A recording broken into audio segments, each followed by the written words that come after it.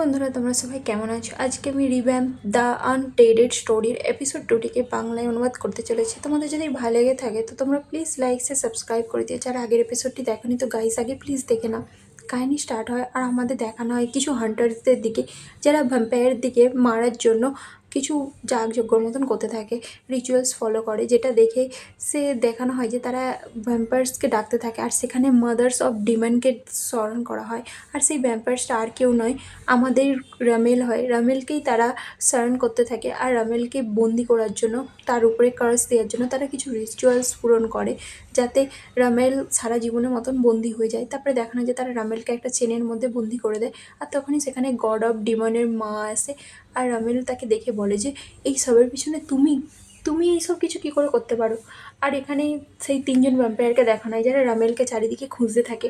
তখনই ম্যাথাস বলে যে চারিদিকে খুঁজো, কোথায় গেল মাস্টার। তারপরে সিনে রামেলকে দেখানো হয় যেখানে ডিমন্সের মাদার বলতে থাকে যে তোমাকে আমি কার্স দিয়েছি আর তোমাকে এবার থেকে এখানেই বন্দি থাকতে হবে। তুমি তোমার সব পাওয়ার আমি এখান থেকে নিয়ে নিচ্ছি। এইসব শুনে রামেল বলে যে আমি তোমাকে ছাড়বো না। তো এটা শুনে ডিমন্সের মাদার বলে যে রামেল, তোমাকে এখানেই বন্দি থাকতে হবে, তোমার সব পাওয়ার এখানে নিয়ে নিচ্ছি, তুমি এবার থেকে এখানে একা হয়ে থাকবে, তুমি আর কাউকে এখান থেকে দেখতে পাবে না, পাওয়ারলেস হয়ে সারা জীবন এখানে বন্দি হয়ে যাবে।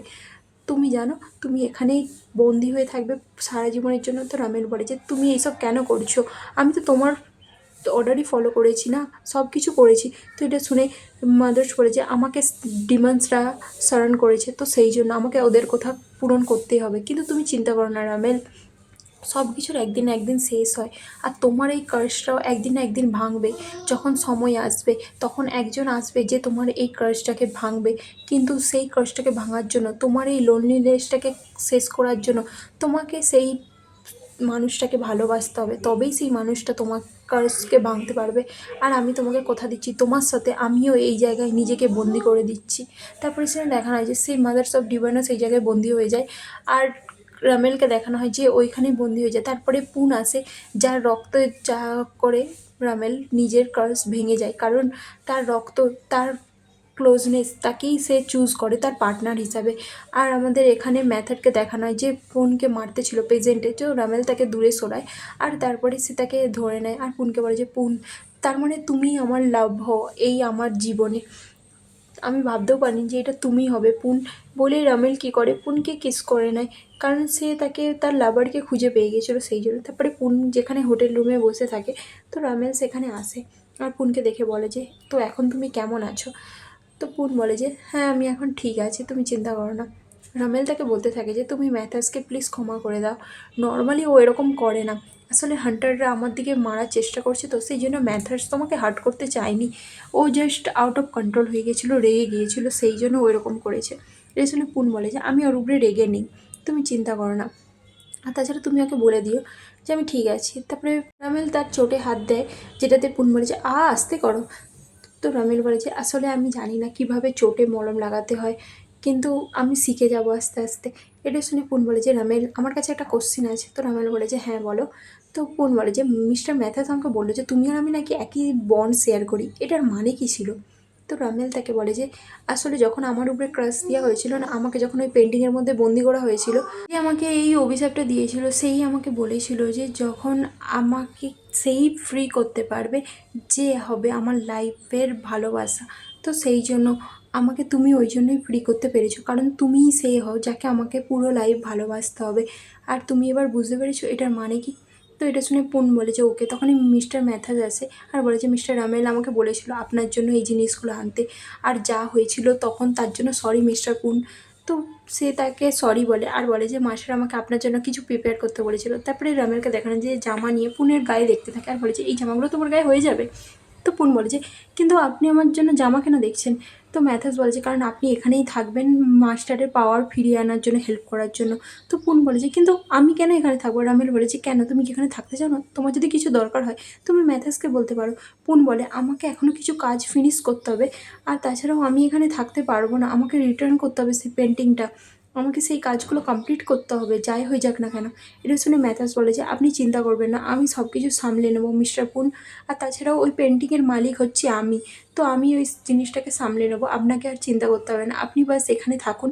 আর আপনার শপের ব্যাপারেও আপনি চিন্তা করবেন না, আমি ওটাকে কিছু দিনের জন্য বন্ধ করে দিয়েছি, তার জন্য সরি, আপনাকে না বলে এগুলো করে দিয়েছি। আর এখানে দেখানো হয় যে পুনের শপ, যেখানে বোর্ড টাঙিয়ে দেওয়া হয় যে সব কিছু দিনের জন্য বন্ধ থাকবে।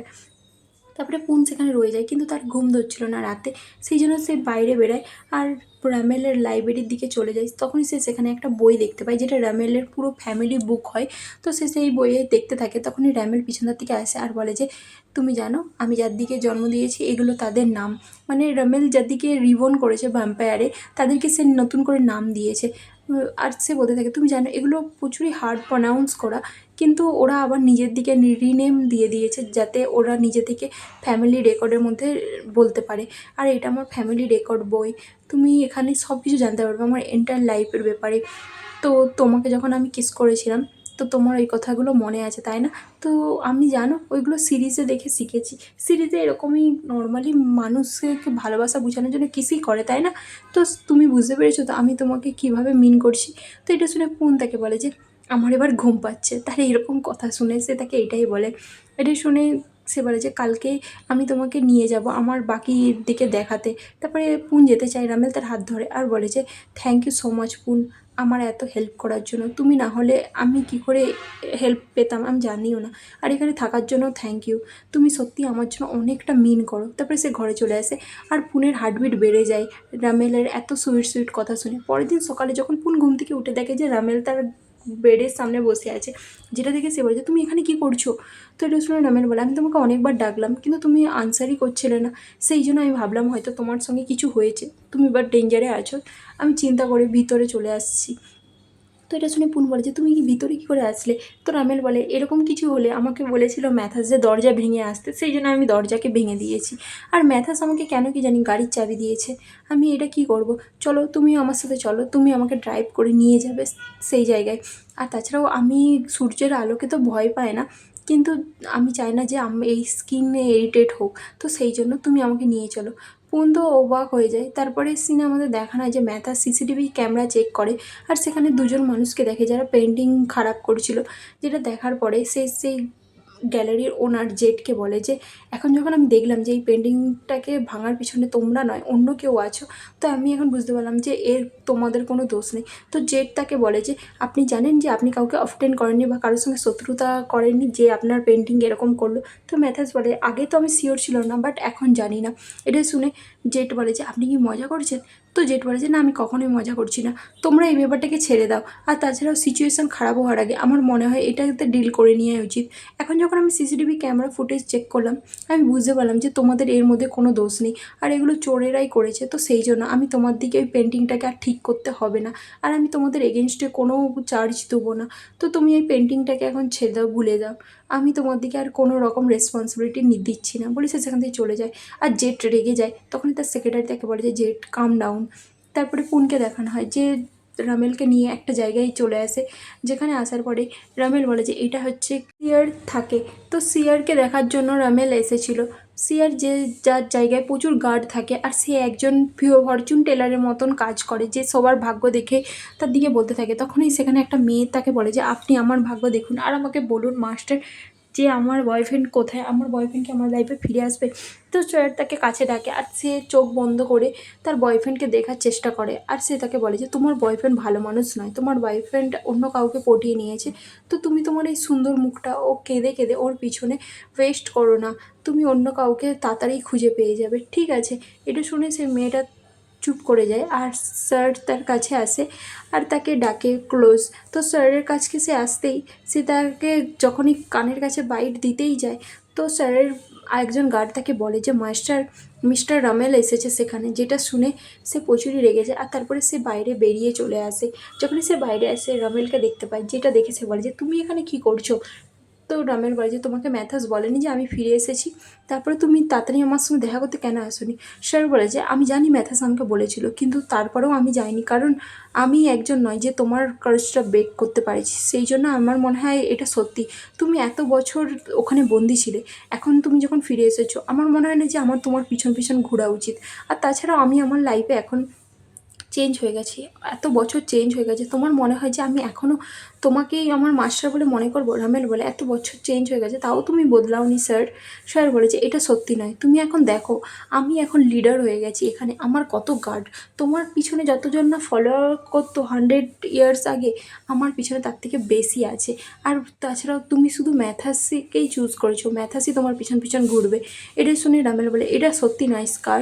স্কার বলে যে আমার মধ্যে অত স্পেসের নেই যে আমি ওয়েট করবো ম্যাথাসের মতন 100 বছর। তো সরি মাস্টার, আমি আপনার সঙ্গে আর যেতে পারবো না, আমি আমার নিজের লাইফে নিজেকে ঠিকভাবে সময় কাটানো শিখে নিয়েছি, আর তাছাড়াও আমি এখন আর বাচ্চা নয়, আমাকে আর তোমাকে ফলো করার দরকার নেই। এই কথাগুলো শুনে রামেলের খারাপ তো লাগে, কিন্তু সে বলে যে ঠিক আছে, তুমি যখন চাও না আমি তোমাকে আর কিছু বলবো না। বলে সে সেখান থেকে পুনকে বলে যে পুন চলো, বলে সে পুনকে নিয়ে ওখান থেকে চলে আসে। আর পুন তো শকড হয়ে যায়। তারপরে রামেল বলে চলো আমরা ম্যাকিনের কাছকে যাব। তো স্যার বলে যে ম্যাকিনও তোমার কাছকে আর আসবে না, যেটাতে রামেল তার দিকে ঘুরে তাকায়, আর সে তাকে তাও কিছু বলে না। তারপরে সে ম্যাকিনের কাছে আসে, আর ম্যাকিন বলে যে আমি এর সঙ্গে ওকে আছি মাস্টার, কিন্তু আমাকে ম্যাথাস মেসেজ করেছিল যে তুমি ফিরে এসেছো, তো আমি তোমার সঙ্গে দেখা করতে যাব, আমি তোমার পাওয়ার ফিরিয়ে দিতে চাই, তোমার যখনই লাগবে আমি তখনই দিয়ে দেবো, কিন্তু এখন আমার দ্বারা হবে না, কারণ আমি একজন এমার্জেন্সি ডিপার্টমেন্টে কাজ করি, তো আমার শিফটে আমাকে অনেক পেশেন্ট দেখতে হয়, আর এখানে বেশি ডক্টরও নেই, সেই জন্য আমাকে আপনার পাওয়ার যখন দিতে হবে রিকভারির টাইমটা আমাকে বলে দেবে না, আমি সেই সময় পৌঁছে যাব। আমি যদি এখন এখান থেকে চলে যাই, এখানে প্রচুরই ট্রাভেল ক্রিয়েট হয়ে যাবে। I am sorry master. এটা শুনে রামেল বলে যে কোনো ব্যাপার না মাকেন, আমি ঠিক আছি, আর তাছাড়াও আমি খুশি যে তুমি তোমার কাজ, পাওয়ারের কাজটা মানুষকে হেল্প করতে লাগাচ্ছ, তুমি তোমার হিলিং পাওয়ারটা মানুষকে সাহায্য করতে লাগাচ্ছ। এটা শুনে ম্যাকেন বলে যে না মাস্টার, আমি আপনার পাওয়ার ইউজ করছি না, আমি যখন থেকে আপনি বন্দি হয়ে গেছেন তারপর থেকে আমি নিজের পাওয়ার ইউজ করিনি, আর তাছাড়াও আমি মানুষকে মানুষের মতনই হেল্প করতে চাই, আমি একজন ডক্টর, সেই জন্য আমি ডক্টরের মতনই তাদেরকে হেল্প করে তাদেরকে ঠিক করতে চাই। এটা শুনে রামেল খুশ হয় আর বলে যে ম্যাকেন আমি তোমার জন্য খুবই খুশি, তুমি একজন অ্যামেজিং। তো ম্যাকেন বলে যে থ্যাংক ইউ মাস্টার, আর আপনি আমাকে খুবই ভালোভাবে বড় করেছেন। তারপরে সিনে আমাদের কিছু বাচ্চাদিকে দেখানো হয় যারা গেম খেলতে থাকে, যেটা রামেল দেখে দূর থেকে, আর বলে যে ওরা ভাইয়েরা প্রচুরই ক্লোজ, তাই না? পুন বলে যে ওরা কেউ ভাই নয়, ওরা হচ্ছে ফ্রেন্ডস হয়, আর ওরা একটা গেম খেলছে। তো এটা শুনে রামেল বলে যে ওদিকে দেখে যেন মনে হচ্ছিল যে ওরা পুরো ভাই হবে। তো পুন বলে যে না, ভাই নয়, ওরা হচ্ছে বন্ধু হয়, আর তাছাড়া তুমি এখানে ওয়েট করো, আমি তোমার জন্য কিছু আনছি, বলে তখনই পুন চলে যায়। রামেল কী করে সেই খেলার গাড়িটার কাছকে যায়, আর সেখানে যে খেলতে থাকে। তো পুন আসে আর তাকে কয়েন দেয়, আর বলে যে তুমি এই কয়েনের মাধ্যমেই খেলতে পারবে, কিন্তু তোমার কাছে দুটোই চান্স। তো সে তাকে কয়েন দেয় আর গেম খেলতে দেয়, যেটাতে রামেল খুব খুশি হয়, সে বাচ্চাদের মতন গেম খেলতে থাকে। এই গেমটা আমারও খুব পছন্দ সিরিয়াসলি। তারপরে দেখানো হয় যে তারা দুজন গেম খেলে, কিন্তু রামেল প্রত্যেকবারেই হেরে যায়, সে জিততে পারে না, যেটা দেখে পুন তাকে বলে যে নে আমাকে তোমাকে একটাই চান্স দিচ্ছি, এটা যদি না করতে পারো তাহলে আর হবে না। তারপরে সে আর খেলতেও পারে না, তো সে তাকে আইসক্রিম দিয়ে দেয়। রামেল খায় আর বলে যে এটা ঠান্ডা কেন? পুন বলে এটা আইসক্রিম, সেই জন্য ঠান্ডা। তারপরে রামেল আবার বলে যে আমি খেলতে চাই, বাট পুন বলে যে আবার তোমার কাছে চান্স নেই। তারপরে তার গাড়িতে বসে থাকে, আর রামেল বলে যে পুন তুমি আমাকে এই জায়গাটা এনেছিলে এই জন্যে না যাতে আমি খুশ হই, তুমি আমাকে আরেকবার এই জায়গাটা এনো, আমি তোমাকে ওই ডলটা কিনে দেবো। তো এটা শুনে পুন বলে যে কোনো ব্যাপার না, ঠিক আছে, আর তাছাড়াও তোমার সঙ্গে হ্যাং আউট করে আমার ভালো লাগছে, আমি তোমার সঙ্গে বেশিক্ষণ সময় তো কাটাইনি, কিন্তু যতটা কাটিয়েছি তাতে বুঝতে পারছি যে তুমি সত্যিই খুবই ভালো। তো রামেল বলে তুমি জানো আমি ওদেরকে আমার নিজের ভাইয়ের মতন ভাবতাম, কিন্তু আমার মনে হয় ওরা আর একসঙ্গে থাকতে চায় না, কিন্তু এটাতে শুনে আমার একটু তো খারাপ লেগেছিলো, কিন্তু আমি জানি যে স্যার মাকেন অ্যান্ড ম্যাথাস এরা তিনজনেই আগে মানুষ ছিল, এদেরকে আমি ভ্যাম্পায়ারে তৈরি করেছি, তো আমি সারপ্রাইজ নয় যে এরা মানুষের মতনই বাঁচার চেষ্টা করছে, আর এটা বেটার যে ওরা মানুষের মতনই বাঁচার চেষ্টা করছে। এমনি তো ভ্যাম্পায়ার হয়ে কীই বা হবে, ভ্যাম্পায়ার হয়ে লাভ নেই। আর তাছাড়াও আমার মনে হয় এইভাবেই বেটার হবে যদি ওরা নিজের দিকে গুছিয়ে নেয়। আর তুমি যে আমাকে বুঝতে পেরেছো, যেটা ভেবে আমার খুবই খুশি লাগছে। তো এটা শুনে পুন বলে যে আমারও একটা ছোট ভাই আছে, তো সেই জন্য আমি তোমাকে বুঝি যে তোমরাই সবসময় ভাইয়ের ভালোটাই চাও। তো আমার জন্য এটা বোঝা আজব হবে না। তখনই সেখানে ফোন বাজে, তো রামেলের ফোন হয়। রামেল বলে যে আমি জানি না, ম্যাথাস আমাকে সকালবেলা এটা দিয়েছিল, এই জিনিসটা কী। তো পুন ফোন তুলে আর ম্যাথাস ফোনে করে। তো ম্যাথাস বলে যে তুমি কি মাস্টারের সঙ্গে আছো পুন? তো পুন বলে যে হ্যাঁ মাস্টারের সঙ্গে আছি। তো ম্যাথাস বলে যে ভ্যাম্পায়ারের দিকে যারা মারতে চাই, সেই হান্টার্সরা, আমি তার দিকে দেখছি যে তারা এবার রামেলকে অ্যাটাক করবে, তো সেই জন্য তুমি তাড়াতাড়ি মাস্টারকে নিয়ে হোটেলে ফিরে চলে আসো। যতক্ষণ না মাস্টারের কার্সটা ব্রেক হচ্ছে আর মাস্টার যতক্ষণ না পাওয়ার ফিরে পাচ্ছে, ততক্ষণ পর্যন্ত মাস্টারকে যে কেউ মারতে পারে। তো সেই জন্যই আমার মনে হয় ওদের নেক্সট টার্গেট মাস্টারই হবে। তো পুন তার কথা শুনে আর বলে যে ঠিক আছে, আমি এক্ষুনি হোটেলে ফিরে আনছি মাস্টারকে নিয়ে।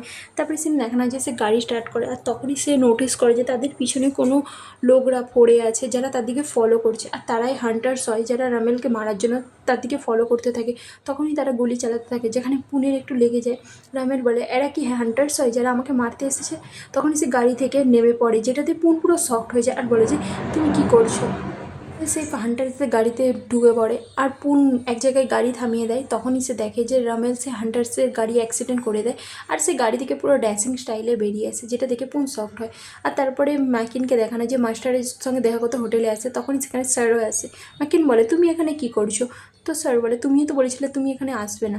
তো ম্যাকিন বলে আমি তো কখনোই বলিনি যে আমি এখানে আসবো না, তুমি বলেছিলে যে তুমি আসবে না, আমি বলেছিলাম যে আমার এখন দরকার আছে এমার্জেন্সি ডক্টরে, তো সেই জন্য আমি এখানে আসিনি। আর তাছাড়াও মাস্টারের কার্স ব্রেক করতে তুমি হেল্প করছো না কেন? তো স্যার বলে যে তুমি তো জাস্ট একজন কোয়াক ডাক্তার, তুমি চুপ করো। তো এটা শুনে মাকেন তাকে বলে যে তোমরা এত চেল্লাচ্ছ কেন? তারপরে ম্যাথাস আসে আর তার দিকে বলে যে আস্তে আস্তে আসো, হোটেলে সব লোককে কি তোমরা জাগাবে নাকি, ভিতরে আসো। তো তারা তিনজনে ভিতরে চলে যায়। তখনই পুনকে দেখানো হয় যে বসে থাকে। তো রামের বলে যে তুমি কি আমার উপরে রেগে আছো? যদি তুমি রেগে থাকো তো পিঙ্কি প্রমিস করো আর রাগ কমিয়ে দাও। তো এটা শুনে পুন বলে যে আমি তোমার উপরে রেগে নেই, আমি জাস্ট তোমার জন্য চিন্তিত ছিলাম, তুমি এটা কি করে করতে পারো, তোমার এরকম করা উচিত নয়, তুমি জানো আমি কত চিন্তার মধ্যে পড়ে গিয়েছিলাম। তো রামের বলে যে আচ্ছা আমি এরকম কখনোই করতাম না, কিন্তু কি করব বলো, ওরা যদি তোমাকে কিছু করতো সেই জন্য আমি তোমাকে বাঁচানোর জন্য এরকম করেছি, আর নেক্সট টাইম আমি এরকম কিছু করবো না। আর তুমি যদি আমার জন্য চিন্তিতই থাকো আর রেগে না থাকো, তাহলে চলো আমার সঙ্গে মেকআপ করে নাও, চলো পিঙ্কি প্রমিস করো। তো পুন তার সঙ্গে পিঙ্কি প্রমিস করে নেয়। আর রামেল বলে যে আই এম সরি, আমি তোমাকে প্রোটেক্ট করতে পারিনি। তো এটা শুনে পুন বলে যে এইরকম সরি বলা বন্ধ করো, তুমি জানো না তুমি না হলে আমি ফার্স্ট দিনেই মারা যেতাম, তো তুমি আমাকে অনেকবারই প্রোটেক্ট করেছো। তখনই সেখানে সবাই চলে আসে। তারপরে দেখা নেয় যে তারা কথা বলতে থাকে, আর মাকেন তো স্যারের মুখকে বন্ধ করে রাখে কারণ ও প্রচুর জোরে কথা বলছিল।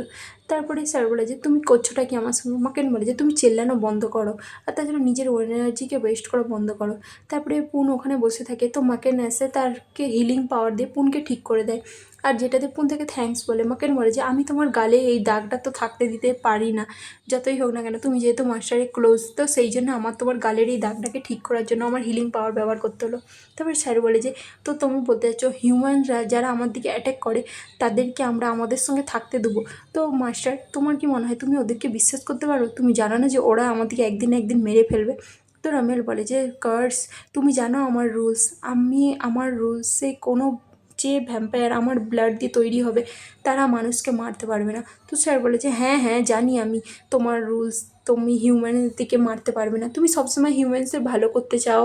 তুমি প্রপারলি আমাকে এটা বলতে চাইছো যে ম্যাথাস যেমন তোমার কথা শুনছে আর 100 ইয়ার তোমার জন্য ওয়েট করেছে আর তোমার কাজের মতন কাজ করে যাচ্ছে, সেইভাবে আমাকেও তোমার মতন কথা শুনতে হবে আর তোমার কাজ করতে হবে, যাই হয়ে যাক না কেন আমি এরকম কিছুই করব না। তুমি কি চাও মানুষরা যতক্ষণ না আমার দিকে মেরে ফেলে ততক্ষণ পর্যন্ত আমরা ওয়েট করব? তোমার ফ্যামিলির সবাইকে মেরে দিয়েছে ওই হান্টার্সরা, তুমি যদি ওই পেন্টিংয়ের মধ্যে আটকে থাকতে তোমাকেও এতদিনকে মেরে দিত ওই হান্টার্সরা। তো তুমি চাও যে আমরা এরকম মানুষের দিকে বিশ্বাস করব যেই মানুষরা আমার দিকে ক্ষতি করতে চায়?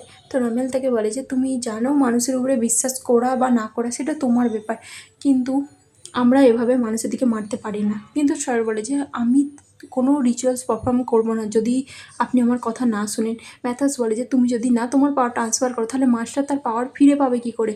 একবার মাস্টার তার পাওয়ার ফিরে পেয়ে গেলে কোনো হান্টার্সরা আমাদের লিডারকে হার্ট করতে পারবে না। তুমি কি বুঝতে পারছো তোমাকে কতটা জরুরি? তো এটা শুনে স্যার বলে যে এটা আমার ম্যাটার নয়, তো সেই জন্য আমি এই নিয়ে ভাবতে চাই না। রামেল বলে যে এটা তোমার উপর ডিপেন্ড করছে তুমি আমার হেল্প করতে চাও কি চাও না, আমি তোমাকে ফোর্স করবো না। তো স্যার ওখান থেকে চলে যায় আর ম্যাকেনও সেখানে এক্সকিউজ করে আর ওখান থেকে চলে যায়। তারপরে রামেলকে দেখানো হয়, যেখানে ম্যাথাস বলে এটা কি ভালো আইডিয়া মাস্টার? তো রামেল বলে যে হ্যাঁ এটা ভালো আইডিয়া, ওদিকে নিজের দিকে ডিসাইড করতে দাও। আর আমি জানি, আমার ওদের উপরে বিশ্বাস আছে যে ওরা ঠিক ফিরে আসবে, কারণ ওরা কোথাও না কোথাও আমাকে ভালোবাসে। তারপরে স্যার আর মাকিন যারা বাইরে হাঁটতে থাকে, যেখানে মাকিন বলে যে তুমি মাস্টারের জন্য চিন্তিত যখন, মাস্টারকে বলে দিচ্ছ না কেন, ওনাকে ওনার পাওয়ার ফিরিয়ে দাও না। তো স্যার বলে যে কে বলেছে আমি ওনার জন্য চিন্তিত? 10 বছর আগে হয়ে গেছে, যেখানে আমরা দুজন একসঙ্গে ড্রিঙ্ক করিনি, চলো একসঙ্গে ড্রিঙ্ক করা যাক। মাকিন বলে যে নেক্সট টাইম, আমার এখন দরকার আছে হসপিটালে, তো আমাকে যেতে হবে, এমার্জেন্সিতে আমাকে ডিউটি দিতে হবে। এটা শুনে স্যার বলে যে সিরিয়াসলি তুমি এই মানুষের মতন ব্যবহার করা বন্ধ করো, ঠিক আছে? ওই হসপিটালটা তুমি ওনার, তোমার এটা সাসপিসিয়াস লাগে না কেউ যদি জানতে পারে যে তুমি ওনার হয়ে এরকম কাজ করছো এতদিন ধরে? তো মাকেন বলে যে না, আমাকে কেউ সাসপিসিয়াস করবে না। তো এটা শুনে স্যার বলে যে তুমি তো গ্র্যাজুয়েটও হওনি। তো মাকেন বলে যে তোমাকে আমার বিজনেসে নাক গলাতে হবে না, ঠিক আছে? তো স্যার বলে যে ঠিক আছে আমি এবার যাচ্ছি। তো মাকেন বলে আমিও যাচ্ছি। স্যার বলে যে হ্যাঁ তুমি ওই হিউম্যান ট্রান্সপোর্টের ব্যবহার করবে তাই তো? তো এটা শুনে মাকেন বলে আমার কাছে তো আর পাখনা নেই যে আমি উড়ে উড়ে যাবো, সেই জন্য আমাকে হেঁটেই যেতে হবে। তো এটা শুনে সে বলে যে হ্যাঁ হ্যাঁ হ্যাঁ দেখো রাস্তায় যেন না কোনো হান্টার্স পেয়ে যাও। এটা শুনে মাকেন বলে তুমিও দেখো যাতে রাস্তায় তুমি যেন না কোনো পাখির জাল পাও। তারপর মাকেন যখন হাঁটতে থাকে সে ভাবতে থাকে যে তার পিছনে কেউ ফলো করছে, সে দেখে যে কিছু হান্টাররা তাকে মারার চেষ্টা করে। সে ফোনে কাউকে ফোন লাগায়, আর তারপরে ফোন লাগিয়ে ম্যাথাসকে বলে যে তোমার কাছে 5 মিনিট আছে, 5 মিনিটের মধ্যে এখানে আসো। তারপরে সে স্যারকে ফোন লাগায় আর বলে যে এখানে 3জন আছে হান্টার্স। তো স্যার বলে যে আমার কাছে তো 8জন আছে। তো এটা শুনে তারপরে দেখানো হয় যে স্যারকে, যে বলে যে তোমরা তাড়াতাড়ি এসো, আমাকে বেশিক্ষণ সময় লাগবে না বলে সে তাদের সঙ্গে ফাইট করতে চালু করে দেয়। কারণ তো স্যার যেহেতু একজন পাখি হয়, তো সে সেই জন্য ওখানে মারপিট করতে চালু করে দেয়। আর এখানে ম্যাকিনকে দেখানো যেও ফাইট করতে থাকে, কিন্তু তারকে একটা ছুরি লেগে যায়। আর তারপরেই সেখানে ম্যাথাস চলে আসে। ম্যাথাস আসার পরে তাদের সঙ্গে ফাইট করতে থাকে, আর ম্যাকিন আর ম্যাথাস মিলে সেই হান্টার্সগুলোকে খুব মারে আর ওখানের মধ্যে থেকে তাদেরকে তাড়িয়ে দেয়। তারপরে ম্যাকিনকে দেখানো যে বলে যে সিরিয়াসলি তুমি খালি পায়ে এখানে ছুটে এসেছো? তো ম্যাথাস বলে যে তুমি আমাকে বললে জাস্ট 5 মিনিটের মধ্যে এখানে আসতে, তো সেই জন্য আমার কাছে আর কোনো রাস্তা ছিল না, তো আমি এইভাবে ছুটে এসেছি তোমাকে বাঁচানোর জন্য। তো এটা শুনে মাকিন বলে যে আমার কাছে তো ঠিক আছে, স্যার কেমন আছে? তো এটা শুনে ম্যাথাস বলে যে তার কাছে তুমি চিন্তা করো না, মাস্টার নিজে গেছে, উনি বললেন যে উনি নিজে থেকে এটাকে হ্যান্ডেল করবে। এটা শুনে ম্যাকেন বলে যে স্যার খুব খুশি হবে যে মাস্টারের কাছে ও ফার্স্ট প্রায়োরিটি হচ্ছে, কারণ স্যার সবসময় চিন্তা করে যে মাস্টার ওকে ফার্স্ট প্রায়োরিটি দিবে না, কোনো মানুষ হয়তো ওর ফেভারিট জায়গাটাকে নিয়ে নেবে। কিন্তু ম্যাথাস বলে মাস্টার পুনকেও নিয়ে গেছে। তো এটা শুনে ম্যাকেন বলে যে ও হো, এটা তো চিন্তার ব্যাপার হয়ে গেছে। ও যদি জানতে পারে যে ওর জায়গাটা পুন নিচ্ছে, তো স্যার এর জন্যই রাগ করছে মাস্টারের উপরে, কারণ ও সবসময় মাস্টারের ফেভারিট হতে চায়, তো সেই জন্যই ও এরকম করছে। তো তারা দুজন স্যারের সঙ্গে দেখা হতে চলে যায়। স্যারকে দেখানো হয় যে ফাইট করতে থাকে, তখনই সে মানুষের দিকে মারতেই যায়, সেখানে রামেল আসে আর তার হাতকে ধরে নেয় আর তাকে আটকায়, আর বলে যে তুমি মানুষের দিকে মারতে পারো না, তুমি জাস্ট ওর দিকে এমনি হার্ট করো, কিন্তু ওর দিকে পুরোপুরি জান সে মারো না। স্যার বলে যে ওরা আমাকে মারতে এসেছিলো, আমি হেল্প করতে পারবো না, আমাকে ওকে মারতেই হবে। তো রামেল তাকে আটকায় আর বলে যে তুমি এটা করতে পারো না। তো স্যার বলে যে না, আমি তো এরকমই করবো, যদি তুমি আমাকে আটকাতে চাও চলো একটা ডিল করি, তোমরা, তোমার রুলস না মানুষকে মারা যাবে না, আর আমার রুলস হচ্ছে মানুষকে মারতে হবে, আমি তোমার ড্যান্স রুলের কেয়ার করি না। যদি তুমি আমাকে আটকাতে চাও তাহলে চলো আমাদের দুজনের মধ্যে একটা কম্পিটিশন হোক, আমি দেখি তুমি কতজনকে বাঁচাতে পারো আর আমি কতজনকে মারতে পারি, যে জিতবে তাকে তার কথা শুনতে হবে, ঠিক আছে? এটা শুনে রামেল বলে যে ঠিক আছে, আমি তোমার কথা শুনে নেবো। তো তুমি এখন উঠে পড়ো, আমি তোমাকে বলছি তুমি যতজনকে পারো মারতে, আমি ততজনকেই বাঁচাবো, তুমি দেখে নিও, আমাকে তোমার রুলস ফলো করতেই হবে, তুমি আমার রুলস ফলো করবে। তো স্যার বলে যে ওকে, বলে ডিল ডান করে নেয়। তারপরে তারা দুজন ফাইটিং করতে থাকে, আর এখানে তাদের দুজনের মধ্যে প্রচুর ফাইট চলে। তারপরে সেখানে ম্যাকিন আর ম্যাথাসও চলে আসে আর পুনও চলে আসে। ম্যাথাস জিজ্ঞাসা করে যে মাস্টার কোথায়? পুন বলে যে উনি নিজে থেকে নিজের পাওয়ার ইউজ করে এখানে তাড়াতাড়ি চলে এসেছে, কারণ ওনার মনে হয়েছিল যে স্যার হয়তো কিছু করতে পারে। তো এটা শুনে পুন যখন ভিতরে যেতে চায়, ম্যাকিন তাকে মানা করে আর বলে যে তুমি ভিতরে যেও না, স্যার তোমাকে দেখলে হয়তো ও হয়তো কিছু করে ফেলবে। তো এটা শুনে পুন বলে যে আমি দেখতে চাই যে মাস্টার নিজে থেকে ঠিক আছে কিনা, সেই জন্য আমিও ভিতরে যেতে চাই। এটা শুনে ম্যাকিন বলে যে ঠিক আছে, তুমি তাহলে নিজের খেয়াল রেখো, কোনো রকম প্রবলেমে যাতে না পড়ো, ঠিক আছে? তো পুন বলে যে ঠিক আছে, আমি আমার চোখ খুলে রাখবো আর কোনো রকম প্রবলেমের মধ্যে পড়বো না। তো তারা তিনজনে বলে যে ঠিক আছে, তাহলে আমাদের এবার ভিতরে যাওয়া দরকার আর দেখা দরকার যে কী চলছে ওখানে। তারপরে তারা তিনজনেই ভিতরে আসে, আর ভিতরে এসে দেখে যে মাস্টার আর স্যার তারা দুজন ফাইট করে, যেখানে তাদের দুজনের মধ্যে টাই হয়ে যায়। আর স্যার বলে যে আমিও 4 জনকে মেরেছি আর তুমি 4 জনকে বাঁচিয়েছো। তখনই পুন আসে আর চেক করে যে একটা মানুষ বেঁচে আছে। যেটা দেখে সে ম্যাকিনকে বলে, "ম্যাকিন তুমি একে হেল্প করো যাতে এই ঠিক হয়ে যায়।" তারপরে এই রামেল বলে যে, "তুমি দেখলে? তুমি শুধু 3 জনকে মেরেছো।